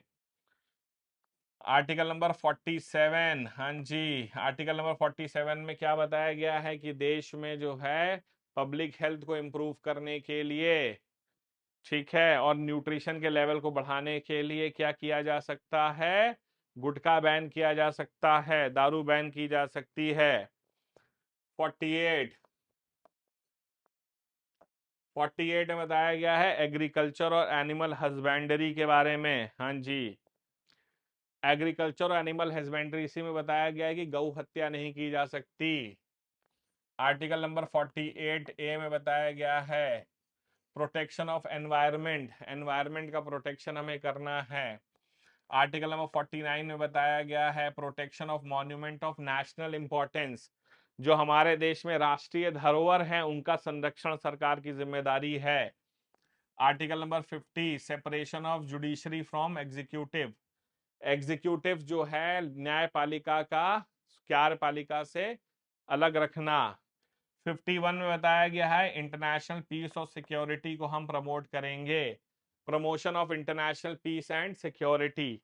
यही वो आर्टिकल है संविधान का जो अंतर्राष्ट्रीय मामलों में डील करता है। ठीक है। उसके बाद आर्टिकल नंबर 51A जो कि फंडामेंटल ड्यूटीज के बारे में बताता है, जिसके अंदर टोटल 11 ड्यूटीज बताई गई हैं। तो टोटल 11 ड्यूटीज बताई गई हैं, पहले 10 हुआ करती थी, लेकिन 86 अमेंडमेंट एक्ट 2002 में 11वीं ड्यूटी को ऐड किया गया। कि भैया किस तरह से जो है आ, ये राइट टू एजुकेशन जब आया तब एक और ड्यूटी ऐड की गई कि हर माँ बाप की जिम्मेदारी है कि अपने 6 से 14 साल तक के बच्चों को स्कूल भेजें। हाँ जी। तो ये 12 से 51 तक तो बिल्कुल याद रखिएगा भैया, कोई परेशानी नहीं होनी चाहिए। आर्टिकल नंबर 52 में बताया गया है कि देश में एक राष्ट्रपति होगा, there will be a president in India. Article number 52। Article number 56 में बताया गया है टर्म ऑफ द प्रेसिडेंट, राष्ट्रपति का टर्म कितना होगा, जो कि होगा 5 इयर्स। आर्टिकल नंबर 57 में बताया गया है कि भैया री इलेक्शन, भारत के राष्ट्रपति चाहें तो कितनी बार भी चुनाव लड़ सकते हैं, उनको दोबारा चुनाव लड़ने पर और जीतने पर कोई रोक नहीं है। आर्टिकल नंबर 58 आर्टिकल नंबर 58 में क्या बताया गया है? आर्टिकल नंबर 58 में बताया गया है भाई साहब भारत के राष्ट्रपति की क्वालिफिकेशन क्या होगी। आर्टिकल नंबर 61 में इम्पीचमेंट ऑफ द प्रेसिडेंट, राष्ट्रपति का महाभियोग बताया गया है। आर्टिकल नंबर 62 आर्टिकल नंबर 62 में क्या बताया गया है? 62 में हमारे देश में बताया गया वैकेंसी कि अगर भारत के राष्ट्रपति का पद वेकेंट हो जाए, vacancy of the post of the president अगर वेकेंट हो जाए, भारत के राष्ट्रपति की मौत हो जाए, प्रोलॉन्ग्ड इलनेस हो जाए, रेजिग्नेशन दे दें, इम्पीचमेंट हो जाए, तो ऐसी कंडीशन में पद वेकेंट होता है तो फिर क्या होगा? आर्टिकल नंबर 63 वाइस प्रेसिडेंट के बारे में बताता है। आर्टिकल नंबर 64 बताता है कि जो वाइस प्रेसिडेंट ऑफ इंडिया होंगे वो ex officio chairman of the Rajya Sabha होंगे। ठीक है। हाँ जी। आर्टिकल नंबर 67 66 भारत के उपराष्ट्रपति जो वाइस प्रेसिडेंट है उनके इलेक्शन के बारे में बताता है। आर्टिकल नंबर 71, अगर भारत के राष्ट्रपति और उपराष्ट्रपति के इलेक्शन में कोई डिस्प्यूट हो गया तो उसके बारे में सुप्रीम कोर्ट ऑफ इंडिया ही फैसला लेगा, आर्टिकल 71 में। जी हाँ। Article number, sorry,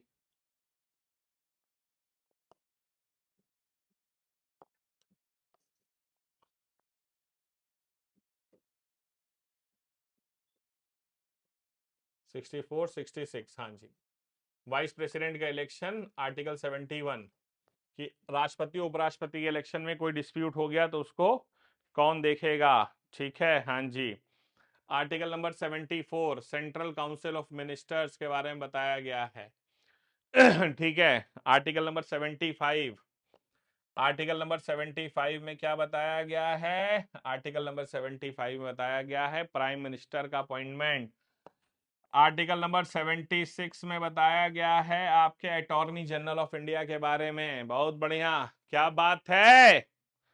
article number 78, article 78 में बताया गया it is the duty of the prime minister to inform the president about the functioning of the central government, decisions of the central government. केंद्र सरकार के फैसलों के बारे में राष्ट्रपति को बताया जाएगा। 79 में बताया गया है कंपोजिशन ऑफ पार्लियामेंट। आर्टिकल 79 में पार्लियामेंट का कंपोजिशन बताया गया है, जिसमें बताया गया कि parliament consist of the Rajya Sabha, the Lok Sabha and the president of India. ठीक है, president of India is not the member of Lok Sabha but Rajya Sabha, but he is considered as the integral part of the parliament. Next आता है article 80, article 80 में जो है upper house Rajya Sabha के बारे में बताया गया है। आर्टिकल नंबर 81, लोअर हाउस मतलब लोकसभा के बारे में बताया गया है। Article number 83, duration of the houses of the parliament, संसद के जो सदन हैं उनका ड्यूरेशन क्या होगा। हाँ जी, लोकसभा का ड्यूरेशन 5 साल, राज्यसभा का 6 साल। आर्टिकल 85, आर्टिकल 85 बताया गया है सेशंस ऑफ द पार्लियामेंट, संसद के 3 सत्र होंगे। पहला होगा बजट सेशन, दूसरा होगा विंटर मानसून सेशन, तीसरा होगा विंटर सेशन। हाँ जी।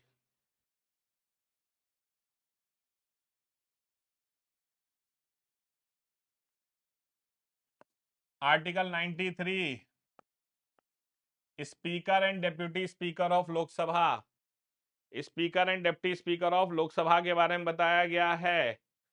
आर्टिकल 100 सी, जिसमें कोरम ऑफ द पार्लियामेंट बताई गई है कि कम से कम संसद में कोरम ऑफ द पार्लियामेंट 1/10 सदस्य नहीं आएंगे तो संसद नहीं चलेगी। आर्टिकल नंबर 102, जिसमें बताया गया है disqualification of the members of the parliament, जो मेंबर ऑफ द पार्लियामेंट होंगे उनका डिस्क्वालिफिकेशन कैसे होगा। बहुत बढ़िया। आर्टिकल 108, आर्टिकल 108 में बताया गया है joint session of the parliament, जब लोकसभा और राज्यसभा एक साथ बैठती है, और भारत के इतिहास में 4 बार ऐसा हुआ है जब joint session of the parliament हुआ है। 1961 में डाउरी प्रोहिबिशन बिल, 1978 में बैंकिंग रेगुलेशन बिल, 2002 में वुमेन्स रिजर्वेशन अरे and prevention of terrorism bill, और 2008 में वुमेन्स रिजर्वेशन बिल। बहुत बढ़िया, बहुत बढ़िया। आर्टिकल नंबर 110 में बताया गया भैया मनी बिल क्या है। आर्टिकल नंबर 111, नेल्सन, हाँ जी, इसमें बताया गया है कि राष्ट्रपति जो हैं मनी बिल को वापस नहीं कर सकते, उन्हें साइन करना पड़ेगा। आर्टिकल नंबर 112, आर्टिकल नंबर 112 में क्या बताया गया है? एनुअल फाइनेंशियल स्टेटमेंट मतलब बजट के बारे में बताया गया है। आर्टिकल नंबर 117, 117 किसके बारे में बात करता है? फाइनेंशियल बिल्स के बारे में बात करता है। हाँ जी। आर्टिकल नंबर 123, हाँ जी, ordinance making power of the president, राष्ट्रपति जो हैं भैया अध्यादेश जारी कर सकते हैं 123 में। आर्टिकल नंबर 148 में बताया गया है कि देश में एक सीएजी साहब होंगे। नहीं सॉरी, ये तो बहुत दूर पहुंच गए हम।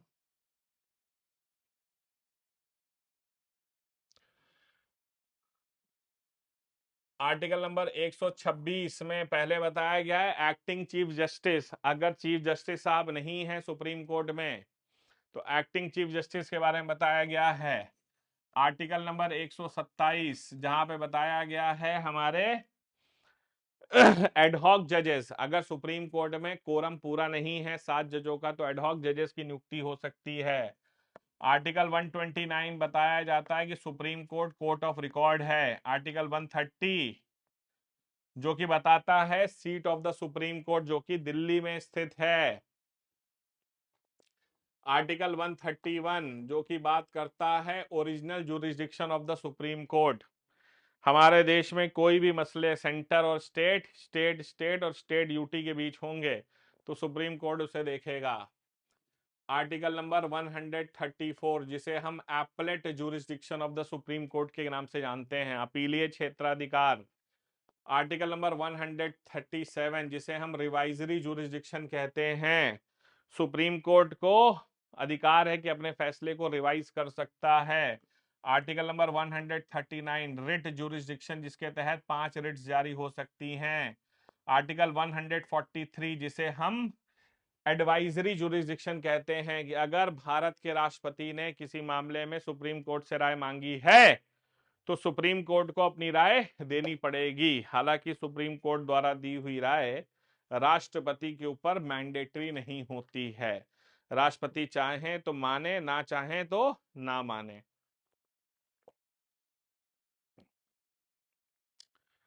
148 में देश के सीएजी साहब के बारे में बताया गया है। तो 148 सीएजी, आर्टिकल नंबर 153 जहां बताया गया है कि भारत में एक गवर्नर हो गया राज्यों में। 155 तो 153 में बताया गया है कि there will be a governor, ठीक है, हर स्टेट में गवर्नर होगा। 155 में बताया गया है अपॉइंटमेंट ऑफ द गवर्नर्स, ठीक है, हाँ जी, अपॉइंटमेंट ऑफ द गवर्नर। 161 में, आर्टिकल नंबर 161 में गवर्नर के अधिकार बताए गए हैं पार्डन देने के, सजा माफ करने के। 163 में स्टेट काउंसिल ऑफ मिनिस्टर्स बताए गए हैं। स्टेट काउंसिल ऑफ मिनिस्टर्स 164 में चीफ मिनिस्टर के बारे में बताया गया है। 165 आर्टिकल 165 जो है वो advocate general of the state के बारे में बात करता है, ठीक है, हाँ जी। आर्टिकल नंबर 167 ये बताया गया है कि भैया ये हमारे राज्यों के सीएम की जिम्मेदारी है कि वो गवर्नर को राज्य के फैसलों के बारे में अवगत कराएगा। जी हाँ। 169 आर्टिकल नंबर 169 में बताया गया है abolition and creation of the Vidhan Parishad, कि किस राज्य में विधान परिषद को बनाना है, खत्म करना है, उसका अधिकार बताया कैसे होगा।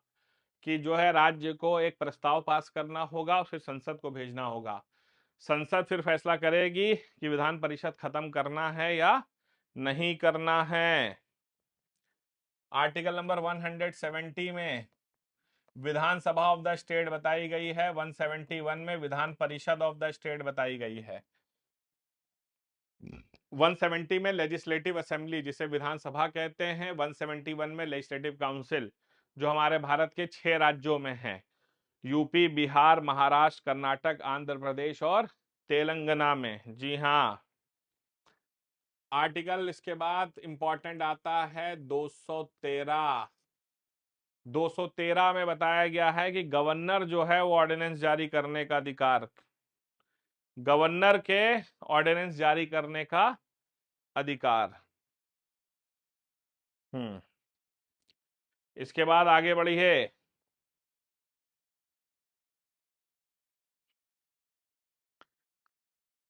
214 जो है स्टेट हाई कोर्ट्स के बारे में बताया गया है, राज्यों के उच्च न्यायालयों के बारे में बताया गया है। आर्टिकल नंबर 226 बहुत इंपॉर्टेंट, जिसमें बताया गया है कि हाई कोर्ट्स को अधिकार है कि वो सुप्रीम कोर्ट के तरह ही 5 रिट्स जारी कर सकता है, हैबीस कॉर्पस, मैंडेमस, क्यो वारंटो, सर्टियोररी और प्रोहिबिशन। और ये भी बताया गया है कि हाई कोर्ट के रिट जारी करने का अधिकार ज्यादा है सुप्रीम कोर्ट से, क्योंकि सुप्रीम कोर्ट से फंडामेंटल राइट में करता है, हाई कोर्ट दूसरे मामलों में भी कर सकता है। जी हाँ। इसके बाद 239, आर्टिकल नंबर 239 जिसमें बताया गया है administration of the union territories, union territories का एडमिनिस्ट्रेशन कैसे होगा। ठीक है, हाँ जी। 239 डबल ए, 239 डबल ए जिसमें स्पेशल प्रोविजन फॉर दिल्ली बताया गया है, दिल्ली के लिए जो स्पेशल प्रोविजन है राज्य का वो बताया गया है। आर्टिकल 243 डी जिसमें बताया गया है कि पंचायतों में जो रिजर्वेशन होगा, शेड्यूल कास्ट, शेड्यूल ट्राइब और 1/3 सीटें महिलाओं के लिए आरक्षित की जाएंगी।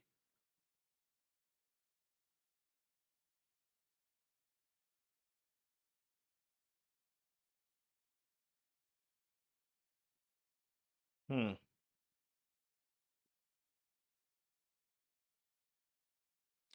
243 के बाद इंपॉर्टेंट आएगा आर्टिकल नंबर 243 तक आपने कर लिए। हाँ, आर्टिकल नंबर 265 बहुत अच्छी बात बताई गई है कि no tax without the authority of law, मतलब बताया गया है कि there will be no tax without authority of law. तो कोई मनमर्जी नहीं है कि सरकार जो चाहे वो टैक्स लगा दे, इसके लिए कानून पास करना पड़ता है भैया। हाँ जी। आर्टिकल नंबर 280, 280 में बताया गया है कि देश में एक फाइनेंस कमीशन होगी, फाइनेंस कमीशन होगी। ठीक है, हाँ जी। आर्टिकल नंबर 300 ए, आर्टिकल नंबर 300 ए जो कि राइट टू प्रॉपर्टी के बारे में बताता है। पहले ये फंडामेंटल राइट था, अब एक लीगल राइट है। आर्टिकल नंबर 301 जो कि freedom of trade and commerce के बारे में बात करता है। ठीक है, हाँ जी।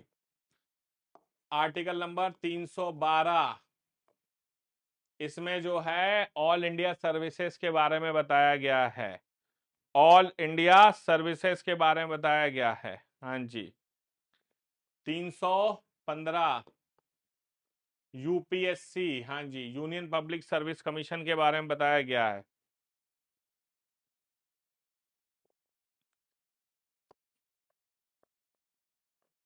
323 ए में एडमिनिस्ट्रेटिव ट्रिब्यूनल्स बताई गई हैं। आर्टिकल नंबर 323 बी में अदर देन एडमिनिस्ट्रेटिव ट्रिब्यूनल्स, तो एडमिनिस्ट्रेटिव ट्रिब्यूनल 323 ए में है और other than administrative tribunal 323 B में है। आर्टिकल नंबर 324 ये जो है इलेक्शन कमीशन ऑफ इंडिया के बारे में बात करता है। आर्टिकल नंबर 326 ये जो है बेटा राइट टू वोट के बारे में बात करता है। ठीक है, यूनिवर्सल एडल्ट फ्रेंचाइज के बारे में। आर्टिकल नंबर 330, आर्टिकल नंबर 330 में बताया गया है reservation of seats for SC and STs in Lok Sabha, SC और एसटी के लिए लोकसभा में सीटों का आरक्षण होगा। आर्टिकल नंबर 332 में बताया गया है रिजर्वेशन ऑफ सीट्स फॉर एससीज and STs in the state legislative assembly, तो स्टेट लेजिस्लेटिव असेंबली में एससी एसटी का आरक्षण होगा, 332 में बताया गया है। नेक्स्ट आता है आर्टिकल नंबर 338, 338 इसमें बताया गया है कि भारत में एक national commission for schedule caste होगी। आर्टिकल नंबर 338 ए में बताया गया है कि भारत में एक national commission for scheduled tribe होगा, और आर्टिकल नंबर 338 बी में बताया गया है कि national commission for backward classes होगा। तो national commission for scheduled caste, national commission for scheduled tribe और national commission for backward classes.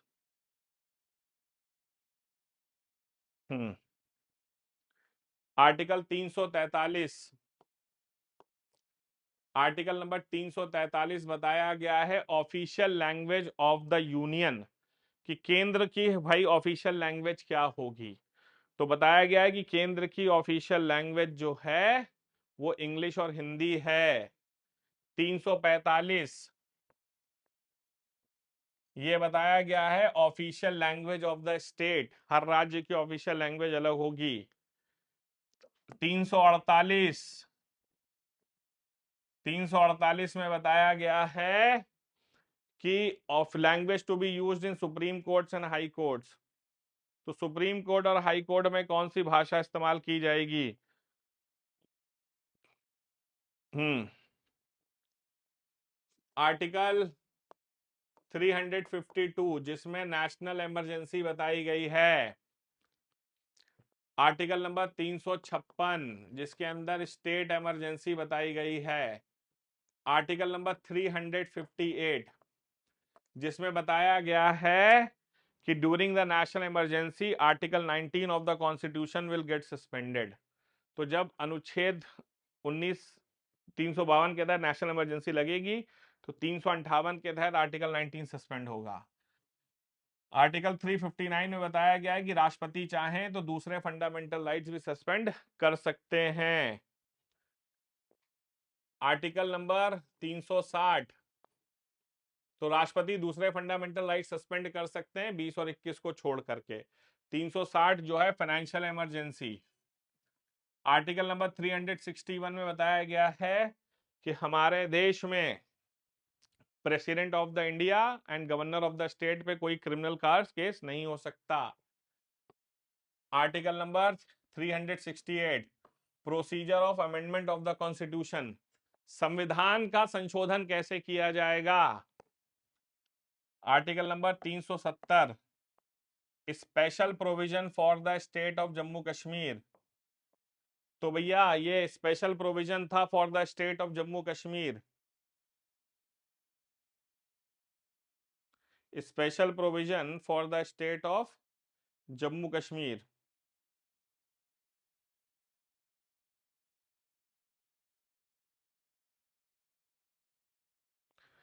और अब आता है आर्टिकल 371 से 371 जे। ये क्या है, कुछ हमारे राज्य हैं जहां पर उनको स्पेशल प्रोविजंस दिए गए हैं। कुछ हमारे राज्य हैं जिनको स्पेशल प्रोविजंस दिए गए हैं संविधान में। 371 से 371 जे एग्जाम में पूछ लिया जाता है। सॉरी, 371 से 371 जे। आइए आपको बता देते हैं कौन कौन से हैं किसमें। जैसे सबसे पहले आता है 371। तो 300 जो 71 है वो स्पेशल प्रोविजन किसको देता है? 371 जो है स्पेशल प्रोविजन किसको देता है, जल्दी बताइएगा। महाराष्ट्र एंड गुजरात के लिए है। महाराष्ट्र और गुजरात, महाराष्ट्र में आपने सुना होगा विदर्भा का क्षेत्र और गुजरात में सौराष्ट्र का क्षेत्र जो है, ये जो है सूखे इलाके हैं, तो उसके लिए स्पेशल प्रोविजन दिया गया है। 371 ए, 371 ए जो है वो नागालैंड को स्पेशल प्रोविजन मिलता है। 371 ए नागालैंड के लिए है। 371 बी आसाम के लिए है। 371 सी मणिपुर के लिए, special provision for the state of Manipur. 371 D, 371 D Andhra Pradesh and Telangana. Andhra Pradesh और तेलंगाना के लिए हैं। 371 ई किसके लिए है? ये कहा गया है कि एक सेंट्रल यूनिवर्सिटी का एस्टैब्लिशमेंट होगा, सेंट्रल यूनिवर्सिटी एस्टैब्लिशमेंट इन आंध्र प्रदेश। ठीक है। एफ 371 एफ किसके लिए है, जल्दी बताइए। सिक्किम के लिए। 371 जी मिजोरम के लिए। मिजोरम के लिए 371 जी।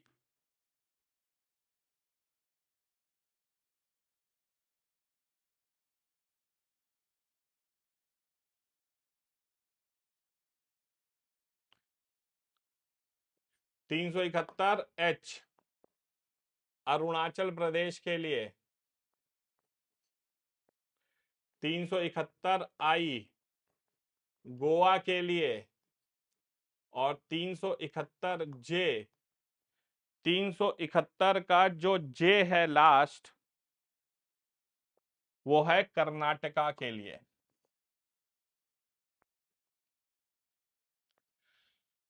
तो इतने आर्टिकल्स अगर आपने याद कर लिए तो आपका काम सफिशिएंटली हो जाएगा।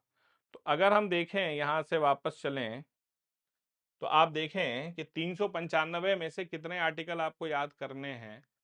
तो आप देखें 1 2 3 4 5 6 7 8 9 10 11 12 13 14 15 16 17 18 19 20 21 22 23 24 25 26 27 28 29 30 31 32 33 34 35 36 37 38 39 40 41 42 43 44 45 46 47 48 49 50 51 52 53 54 55 56 57 58 59 60 61 62 63 64 65 66 67 68 69 70 71 72 73 74 75 76 77 78 79 80 81 82 83 84 85 86 87 88 89 90 91 92 93 94 95 96 97 98 99 100 1 2 3 4 104 105 106 107 108 109 110 111 112 113 114 115 116